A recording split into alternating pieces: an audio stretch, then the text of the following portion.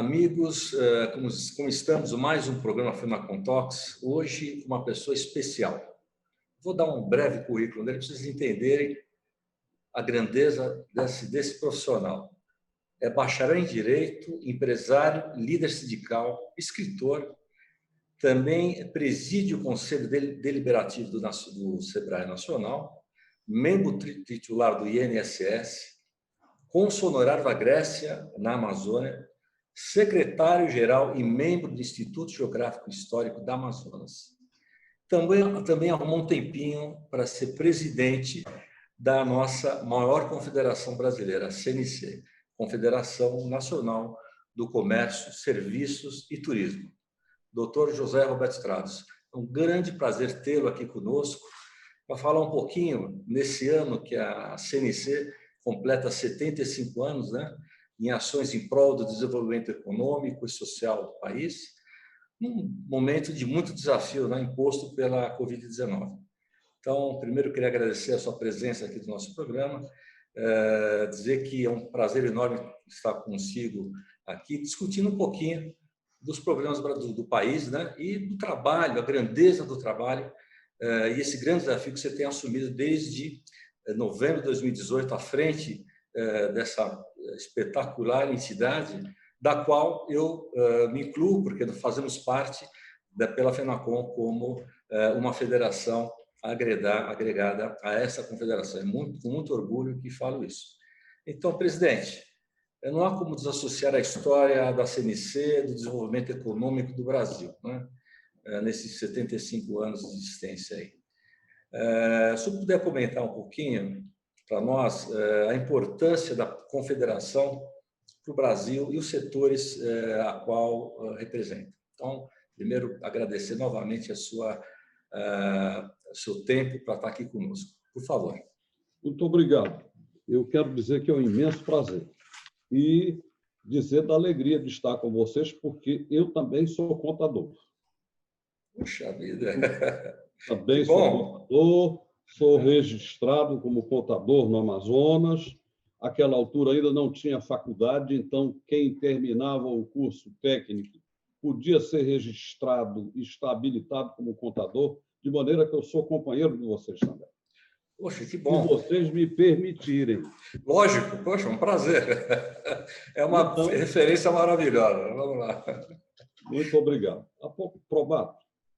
E a CNC só é grande porque conta com o concurso de todos nós e de vocês em particular. Porque um Estado politicamente organizado, ele sempre precisou da administração contábil das finanças, seja na origem do Estado Nacional, ou na Mesopotâmia, ou no Egito, tinham os contadores. Então, é uma missão nobre extremamente importante. E eu, por minha vez, me sinto muito orgulhoso de tê-los como membros permanentes da diretoria da casa, compondo a nossa casa e contribuindo de forma decisiva para que os rumos e os caminhos que nós sigamos estejam sempre pautados dentro dos princípios da contabilidade moderna, da ética, da moral, dos bons costumes e dos bons princípios. Relatando com relação ao sistema em si. O sistema ele foi criado num momento extremamente importante do mundo, término da Segunda Guerra Mundial. Foi ali que a evolução do sistema capitalista chegou no seu ápice com o advento da sociedade de consumo. E, como você é um rapaz muito inteligente, todos os senhores, nós sabemos que, antes do término da Segunda Guerra Mundial, o Brasil era uma sociedade agrária. E o presidente Vargas percebeu de que era extremamente importante nós armarmos o último tripé, que era a sociedade industrial. As indústrias que existiam no Brasil não eram indústrias de base, eram indústrias alimentícias, fábrica de louça, enfim. Mas, naquela altura, a prática comum era a substituição de importações. Ele criava incentivo para você instalar indústrias no Brasil e, por via de consequência, sobretaxar os produtos importados. Porque até 1945, o Brasil importava tudo. Louças, talheres. O Brasil não tinha uma base industrial robusta, enfim. E ele começou a estimular isso. E quem deu a sequência a esse processo foi o presidente Juscelino Kubitschek. Bom, em 1945, o presidente Vargas, percebendo da rápida industrialização de alguns estados do país, notadamente o estado de São Paulo, e que os processos migratórios internos eram muito grandes, começou aí o esvaziamento do campo para as cidades para procurar sobrevivência em grandes centros onde existia emprego. E você sabe que a nossa agricultura era tradicional naquela época. Você tinha o quê? A produção de café em São Paulo e a produção de cana-de-açúcar no Nordeste. E outras atividades econômicas, mas não de forma intensiva. Bom, e, obviamente, que a mecanização do campo estava estimulando o esvaziamento e a migração para os grandes centros industriais. Obviamente que nós sabemos, e você que é paulista sabe disso, São Paulo era uma cidade europeia. Eu morei lá no início dos anos 50 e eu passei mais ou menos 10 anos morando em São Paulo. E eu sei que era um estado europeu, com a predominância de grupos étnicos tipo italianos, portugueses, espanhóis, além de muita gente do Oriente Médio, que sofreram influência europeia, como os libaneses, os sírios, que ou faziam parte do protetorado francês, no caso o Líbano, ou, no caso da Síria, do protetorado inglês. Então, as pessoas que vinham dos campos do Nordeste, elas tinham um meio social, cultural diferente, divergiam desse dia a dia. Então, o presidente Vargas se apercebeu de que precisaria se criar mão de obra absolutamente capaz de ser absorvida no mercado de trabalho industrial e comercial. Fundamentalmente, ele estava visando 3 praças fundamentais, que eram o Rio de Janeiro, São Paulo e Porto Alegre, que foi o primeiro centro industrial do país. Muita gente acha que foi São Paulo. Não foi. O primeiro grande centro industrial do país foi Porto Alegre. Muito bem. Isto visto, como é que nós iríamos, como é que o presidente Vargas achava, com muita inteligência, de inserir esse pessoal no mercado de trabalho comercial e industrial, criando instituições que não fossem mais ecléticas, e as ecléticas que nos antecederam foram as associações comerciais. E elas cuidavam dos 3 segmentos: primário, agricultura; secundário, indústria; terciário, comércio e serviços. O presidente Vargas disse: não, vamos segmentar isto e cada instituição vai ter a mesma estrutura que tem o Estado Nacional Brasileiro. Os presidentes das confederações serão como a República, como se fosse o presidente do sistema nacional, no nosso caso, do comércio. Os estados teriam os seus presidentes, que seriam, na versão do Estado Nacional, os governadores. E os sindicatos seriam a representação municipal. Então, este processo viria da base para o topo da pirâmide. O sistema é piramidal.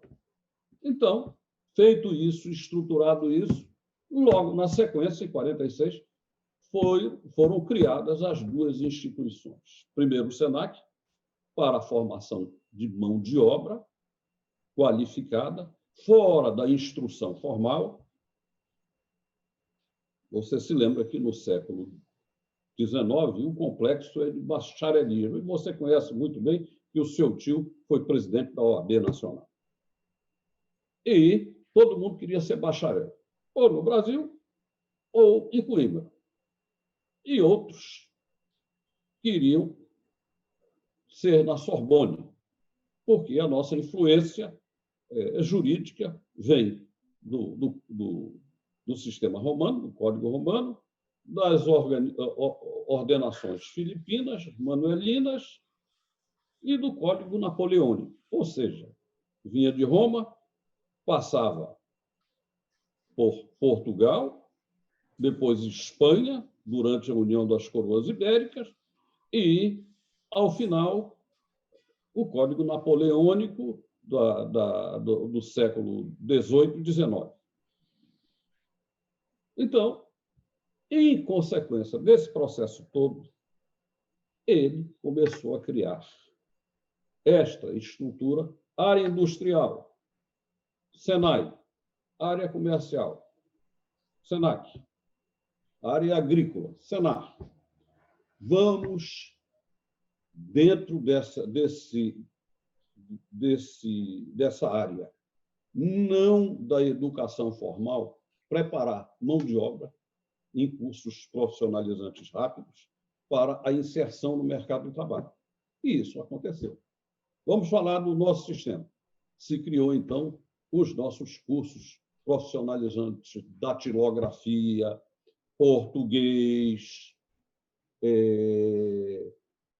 o português redacional para as correspondências e aí outras atividades ligadas às esposas e filhos dos trabalhadores do comércio.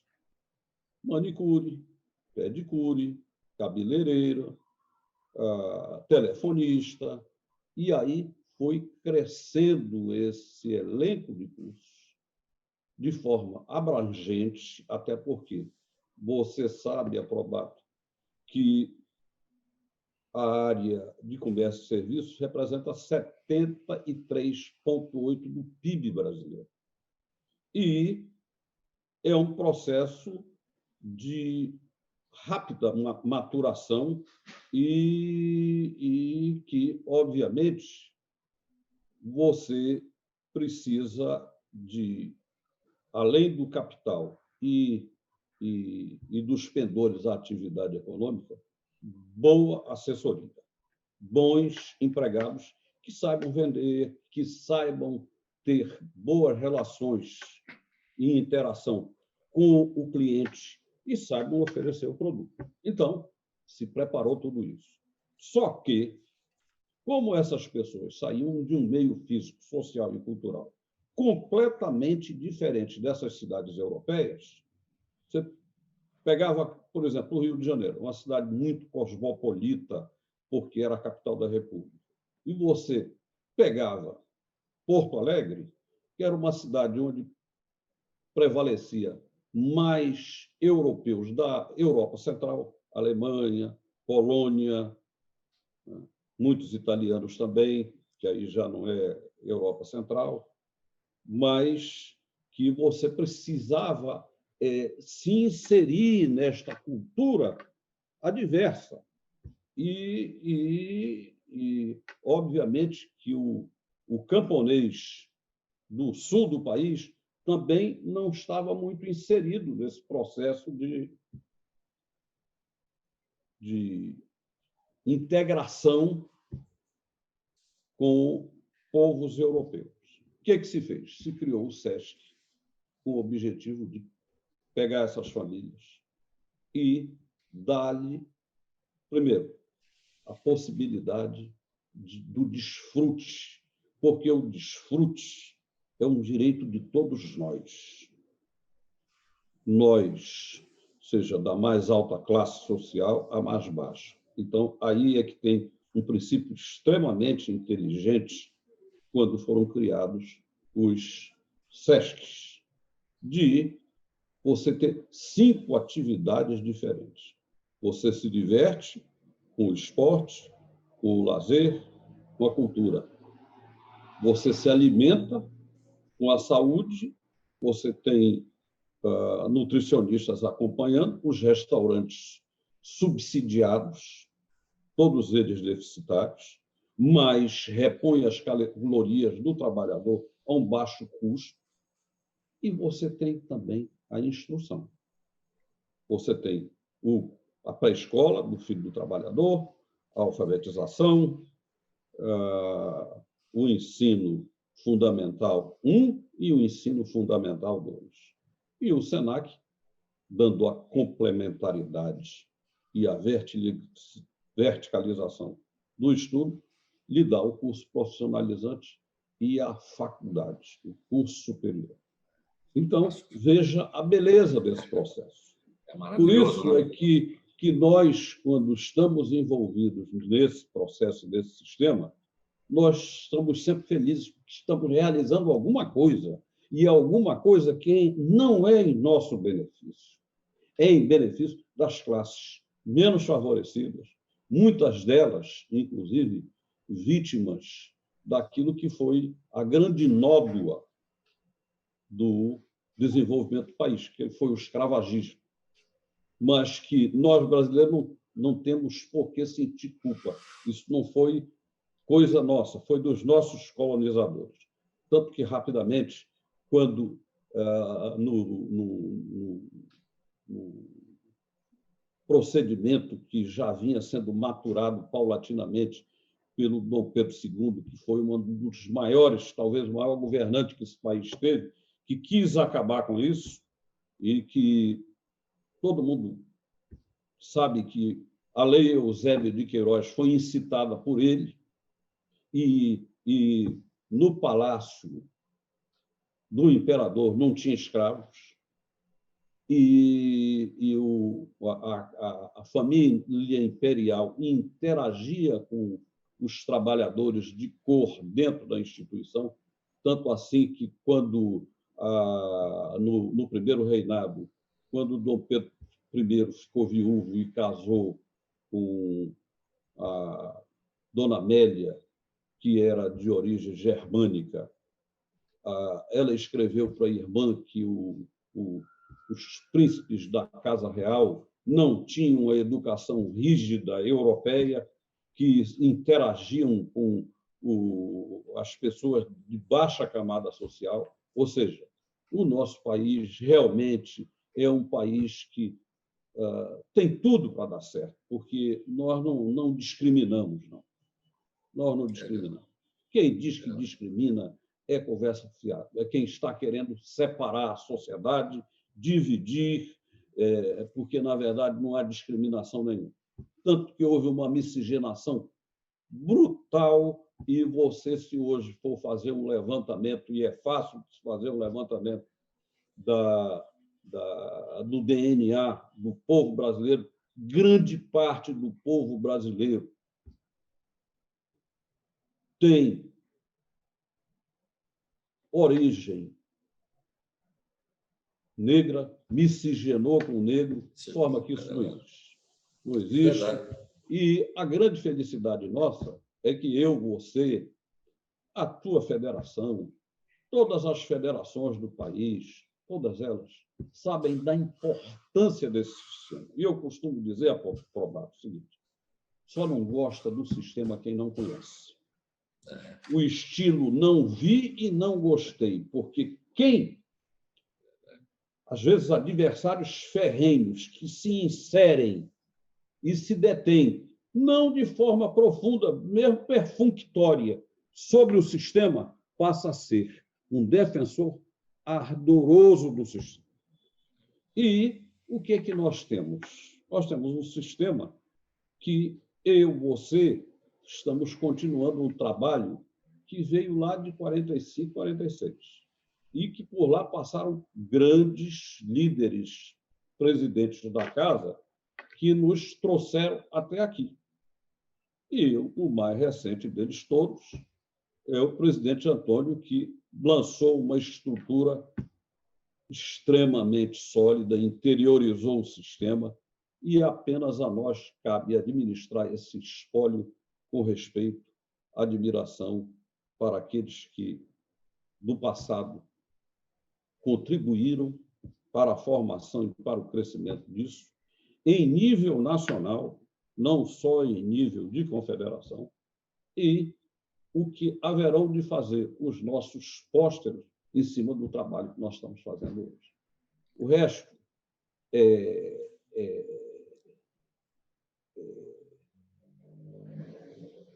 insignificante diante dessa proposta.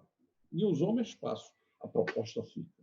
Quando ela é importante, válida, e que interessa o desenvolvimento desse nosso país, porque nós não podemos mais aceitar, Probato, que um país que é o quinto maior território em extensão, quarto em terras continuadas e o quinto em população, uma população operosa, ativa, dinâmica, possa ainda continuar vivendo com trabalhadores mal remunerados, empresários sem lucro suficiente para reinvestir. Nós precisamos pensar num país moderno em que todos os frutos do desenvolvimento sejam divididos entre todos eles, resguardando-se o talento, a competência, os pendores, porque eu não acredito em países de economia planificada. País de economia planificada, nós já vimos o exemplo na história do mundo. Nós já vimos o que aconteceu com a União Soviética, nós estamos assistindo o que acontece com Cuba, com Coreia do Norte, e nós nascemos para sermos um povo do século XXI. Democracia acima de tudo, liberdade acima de tudo, com responsabilidade, e a procura da riqueza. O fim do homem é a busca da felicidade. Perfeito. Presidente, o seu testemunho foi maravilhoso, né? Você trouxe a história desde lá de trás com muita propriedade e falou coisas assim, muito importantes, né? É bom as pessoas que ouviram, que provavelmente escutaram atentamente, ver essa integração da sociedade. Na verdade, esse processo todo foi muito inteligente para trazer essa integração da sociedade como um todo, né? Porque na verdade, nem quem está lá em cima, nem quem está ali embaixo, se não houvesse integração, na verdade, não consegue desenvolver, não consegue sobreviver. Então, a integração é importante. Tá? Então, a contribuição da CNC nesse processo está muito clara, né? Tanto que temos hoje, tanto o SESC como o SENAC, e mais de 2.000 cidades, né, municípios do país.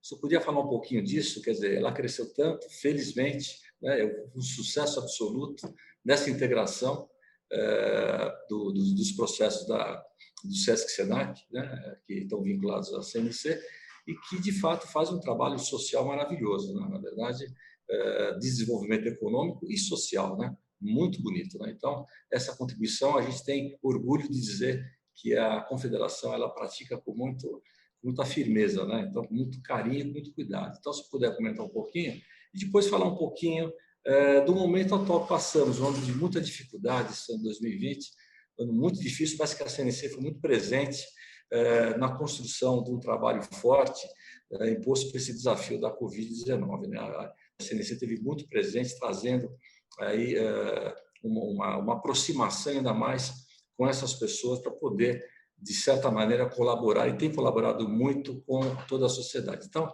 se eu puder dar uma palhinha sobre isso, eu agradeço. Perfeito. Decididamente, nós nos preocupamos com todos os quadrantes do território nacional. Tanto que dos 5.500 municípios, mais ou menos, nós estamos em mais ou menos 2.600. E se levarmos em consideração as nossas carretas de educação e o nosso barco escola, nós abrangemos uma área muito maior. E, lamentavelmente, esses nossos 2 anos de administração, e que nós tínhamos e temos grandes programas para investimentos, nós fomos pegos no contrapé. Primeiro, por uma má interpretação de certas áreas do governo que passaram a ter uma visão que eu diria não correta da nossa realidade. E eu tive a oportunidade de ressaltar isso. Porque alguém, em algum momento, praticou atos incorretos, desonestos mesmo, na gestão dos recursos, e que não houve leniência por parte da administração que me antecedeu e que tomou as atitudes que deveriam ter sido tomadas, de intervenção, três intervenções. Só que 2 foram objetos de liminares. E essas liminares, obviamente, que nós tínhamos que cumprir, não é? Sob pena de o nosso presidente anterior ser apenado por isso. Decisão judicial não se discute, se cumpre. E isso aconteceu. E, na terceira vez,